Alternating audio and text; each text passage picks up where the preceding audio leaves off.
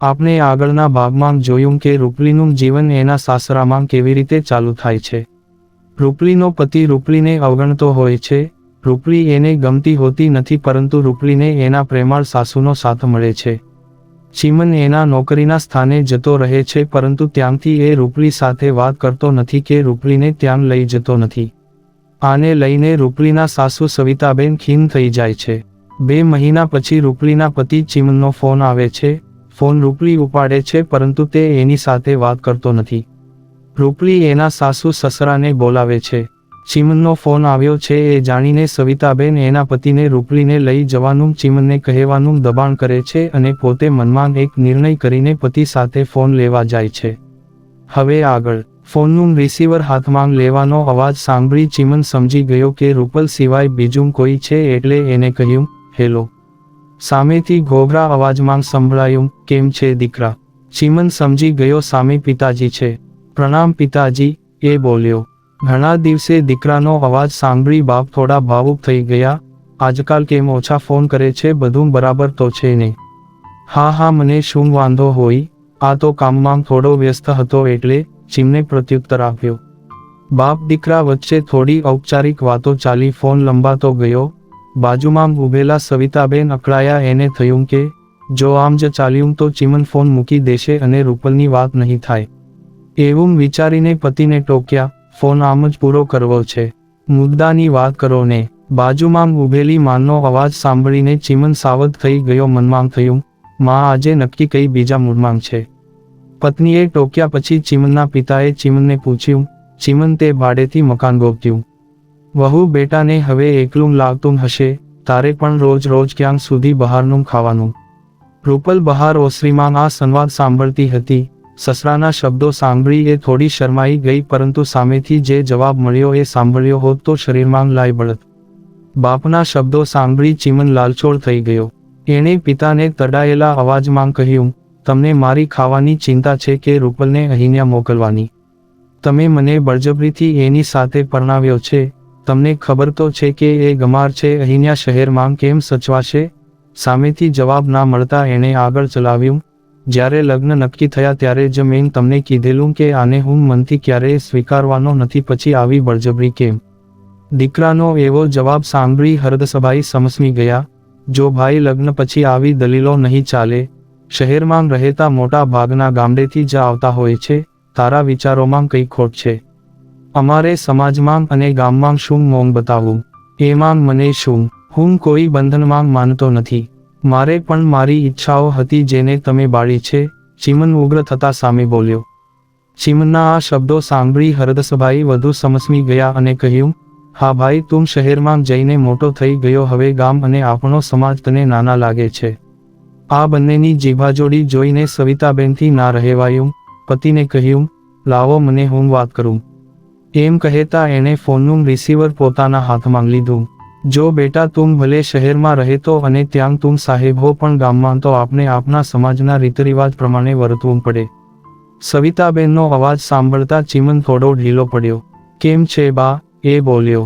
અત્યારે તો મને ઠીક છે, પણ મને આ છોકરીની એકલતા નથી જોવાતી. એને તારી હારે લઈ જા તો હું વધારે ખુશ થઈશ, સવિતાબેને થોડા નમ્ર થઈને કહ્યું. જો બા, મેં બાપુને જવાબ આપી દીધો છે, હવે એ દોહરાવવા માંગતો નથી. ચીમને જવાબ આપ્યો. સવિતાબેને નમ્રતા ખંખેરીને સામે એનો નિર્ણય સંભળાવ્યો. તે તારો જવાબ અમને આપ્યો, હવે અમારો જવાબ સાંભળી લે. થોડીવાર થોભી થોડો શ્વાસ લઈને આગળ ચલાવ્યું. રૂપલ અમારા માટે દીકરી જેવી છે. એને દુખી કરી તો મારા જેવી કોઈ ગુંડી નહીં, અને જો તારે એને ના જોતી હોય તો અમે સાચવીશું, પરંતુ અમારા નામનું નાહી નાખજે. આટલું કહેતા તો એ ધ્રુજવા લાગ્યા. આગળ કશું બોલી ના શક્યા. ફોન મૂકી દીધો. સાસુનો આવો નિર્ણય સાંભળી રૂપલની આંખો ભરાઈ આવી. એને સવિતાબેનમાં માના દર્શન થયા. સવિતાબેન પ્રત્યે એને માન થઈ આવ્યું અને અહોભાવથી શીશ ઝૂકી ગયું. સામે રૂપલના સસરા સવિતાનો અવાજ સાંભળી અચંબિત થઈ ગયા. પત્નીનું આવું સ્વરૂપ એને પહેલીવાર જોયું. એમાને એનો નિર્ણય સાંભળીને સ્તબ્ધ થઈ ગયા. વિચારવા લાગ્યા, પારકી દીકરી હારે આટલી માયા. પૈણના જણ્યાને આવું કહી દીધું, એ પણ પત્ની સાથે જ હતા. આજ સુધી સવિતાબેને નીઘેલ નિર્ણયો ક્યારેય ખોટા પડ્યા ન હતા. આમે એને સમાજમાં પોતાના મોભાનો અને વેવાઈ સાથે સંબંધનો સવાલ હતો. સવિતાબેન અને એના પતિ બંને જાણતા હતા કે રૂપલના પિતા ભલે કંઈ કહેતા નથી પરંતુ જ્યારે ફોન કરતા હોય છે ત્યારે આડકતરી રીતે તો પૂછી જ લેતા હોય છે, જમાઈ કેમ છે, શહેરમાં સુખે તો છે ને? ત્યાં ઘર વસાવે એટલે આપણે પણ ત્યાં જઈને શહેર જોઈ આવીએ. ચીમન સાથેના ટેલિફોનિક સંવાદથી ત્રણેયનું મન ખીન થઈ ગયું હતું. કોઈને પણ એકબીજા સાથે વાત કરવાની ઈચ્છા ન થઈ. રૂપલ એના કમરામાં જતી રહી. સવિતાબેન અને એના પતિ ચૂપચાપ ફળિયામાં જતા રહ્યા. બંને સામસામે બેઠા હતા પણ બંને વચ્ચે સન્નાટો હતો. ખાલી તમરાનો અવાજ સંભળાતો હતો. બંને પોતપોતાના વિચારોમાં હતા. સામે રૂપલની સ્થિતિ પણ એવી જ કંઈક હતી. આંખોમાં આંસુ હતા અને દિલમાં બે પ્રકારની ભાવના હતી, એક સાસુ પ્રત્યેનો અહોભાવ અને બીજું એની કિસ્મત ઉપરનો રોષ. જ્યારે આંખોમાં આંસુ સુકાઈ ગયા અને આંખો થાકી ગઈ ત્યારે એ ક્યારે સૂઈ ગઈ એ એને ખબર ના પડી. અહીંયા આજે સાસુ વહુના નવા પ્રકારના સંબંધોની શરૂઆત થઈ હતી. આવા સંબંધો સમાજમાં ભાગે જ જોવા મળતા હોય છે. વહુ કે જે પારકી છે એના માટે એક માંગ પોતાના એકના એક દીકરાની સામે થાય એ એક અનોખું લાગે તેવું છે, પરંતુ એ અત્યારે આ ઘરમાં હકીકત બનીને ઉજાગર થયું છે. આમ તો ચીમનનું બાળપણ અને પ્રાથમિક શિક્ષણ ગામમાં જ થયું હતું એટલે એનામાં મૂળભૂત સંસ્કારો ગામના વાતાવરણના જ, પણ ગામમાં હાઈસ્કૂલ હતી નહીં એટલે એને નજીકના શહેરમાં બોર્ડિંગ સ્કૂલમાં ભણવા જવાનું થયું. ભણવામાં થોડો તેજસ્વી, 12માં ધોરણમાં ટકા સારા આવેલા. આખા ગામમાં વાહ વાહ થઈ ગઈ. ગામના માસ્તરોએ હરદાસભાઈને સલાહ આપી, જુઓ મોભી, તમારો ચીમનો સારા ટકા લઈને આવ્યો છે માટે એને સારી ઇજનેર શાખામાં પ્રવેશ અપાવજો. હરદાસભાઈ દીકરાથી ખુશ હતા કારણ કે ગામમાં જૂજ છોકરા જ અહીંયા સુધી પહોંચ્યા હતા. એણે હા પાડી દીધી. ચીમનના બાપાને જાજી ગતાગમ ના પડે, ઘરમાં પૈસાની કોઈ તંગી નહીં એટલે ગામના માસ્તરની સહાયથી ચીમનનું સારી ઇજનેર શાખામાં પ્રવેશનું ગોઠવાઈ ગયું. ચીમનને મોટા શહેરમાં ઉચ્ચ અભ્યાસ માટે જવાનું થયું. નાના ગામમાંથી પહેલી વાર એ કોઈ શહેરમાં આવ્યો હતો. શહેરની ચકાચોંધ અને એમાંની કોલેજનો માહોલ, ચીમને આ બધું ક્યારેય જોયું ન હતું. એ હાઈસ્કૂલ ભલે શહેરમાંથી ભણ્યો હતો પણ એને રહેવાનું બોર્ડિંગમાં હતું અને બોર્ડિંગના પોતાના નિયમો હતા. અઠવાડિયામાં એકવાર જ બોર્ડિંગની બહાર જવા મળતું. સ્કૂલ પણ અંદર જ હતી તથા બોર્ડિંગમાં આવવાવાળા છોકરા ગામડાના જ હતા એટલે માહોલ એક ગામડા જેવો જ હતો. હવે તો કોલેજની હોસ્ટેલમાં રહેવાનું હતું. ત્યાં બોર્ડિંગ જેવા બંધનો હતા નહીં, વાતાવરણ મુક્ત હતું. શરૂઆતમાં કોલેજના નવા વાતાવરણમાં ચીમને થોડું વિચિત્ર લાગ્યું, જેથી થોડો અકડો રહેતો, પરંતુ ધીરે ધીરે બધું ગોઠતું ગયું. નવા ભાઈબંધો બનતા ગયા. કોલેજ અને શહેરના રંગે રંગાતો ગયો. બહાર ફરવા જવાનું, રખડવાનું, ચલચિત્ર જોવાનું બધું જીવનનો એક ભાગ થઈ ગયું. આને કારણે ચીમનમાં થોડું થોડું અને ધીરે ધીરે પરિવર્તન આવતું ગયું. થોડું એની જાણ બહાર હતું અને થોડાની એને ખબર હતી. જ્યારે એ શહેરથી ગામ જતો ત્યારે એના ગામના ભાઈબંધો પણ ટકોર કરતા, ચીમનિયા તું તો બદલાઈ ગયો છે, શું વાત છે, આ બધું શું છે, કઈ છે તો નહીં ને, જોજે ફસાતો નહીં. ના ના, એવું કાંઈ હોય, આ તો હું કોલેજમાં છું અને પાછો મોટા શહેરમાં એટલે થોડા એના રંગ અપનાવવા પડે. ચીમન પણ અભિમાનથી મિત્રોને જવાબ આપતો. ચીમનનું આ પરિવર્તન સવિતાબેનની નજરમાં હતું.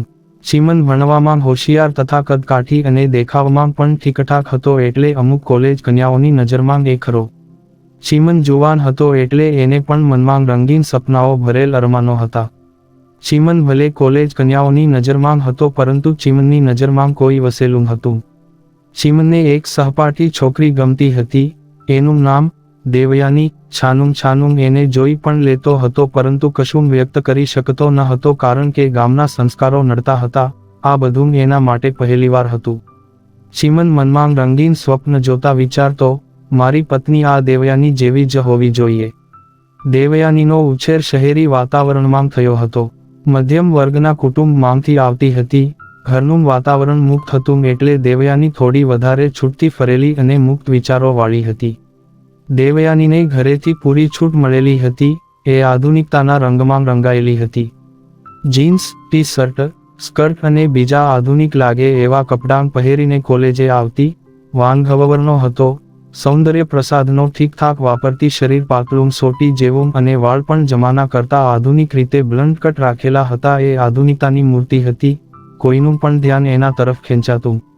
કોલેજમાં ઘણા છોકરા એની પાછળ હતા. છોકરાઓને મિત્ર બનાવવા એ દેવયાની માટે કઈ મોટી વાત ન હતી. એનો આ બિંદાસ સ્વભાવ એ જમાનામાં સ્વચ્છંદતા કહેવાતો, છતાં દેવયાની ચીમનના મનમાં વસી ગઈ હતી. ક્લાસરૂમ અને બહાર જ્યાં પણ દેવયાની મળે ત્યાં ચીમન ચોરીછુપીથી એને જોઈ લેતો. દેવયાનીને તો આ બધું ધ્યાનમાં હતું નહીં, પણ એની સાથે ભણતી બીજી સહપાઠી છોકરીઓ આ બધું નિરીક્ષણ કરતી. આમેય કોલેજમાં છોકરીઓનો સ્વભાવ હોય છે, જે છોકરો તમને ભાવ ના આપતો હોય એનું સતત નિરીક્ષણ કરવું અને બીજાની ઈર્ષા કરવી. ચીમન હોશિયાર હતો. એની નોટ્સમાં અને પ્રોજેક્ટ બનાવવામાં આગેવાની રહેતી માટે ઘણી છોકરીઓના મનમાં વસેલો હતો. ચીમનનું ચોરીછુપીથી જોવાનું પકડાઈ ગયું હતું અને એ વાત દેવયાની સુધી પહોંચી ગઈ. ચીમન જેને ભાવ આપતો ન હતો એવા લોકોએ દેવયાનીને મરચું ભભરાવીને વાત પહોંચાડી. એવું નથી કે દેવયાનીને ચીમન ગમતો ન હતો, એ ગામડાનો હતો એટલે થોડો અણગમો હતો. એ શહેરમાં જ મોટી થઈ હતી, એને ગામડાનું વાતાવરણ ગોઠતું ન હતું, પણ ચીમન પ્રોજેક્ટ ગ્રુપનું વડપણ લેતો ત્યારે જે રીતે વાતો કરતો એ દેવયાનીને ગમતું. ચીમનનું આ રીતનું જોવું ચાલુ જ હતું અને દેવયાની પાસે એ ખબર પહોંચી ગઈ હતી, તેથી હવે તો દેવયાની પણ ક્યારેક ક્યારેક ચીમન તરફ જોઈ લેતી. બંને વચ્ચે આંખોની સીનાચોરીનો આ સિલસિલો થોડા દિવસ ચાલ્યો.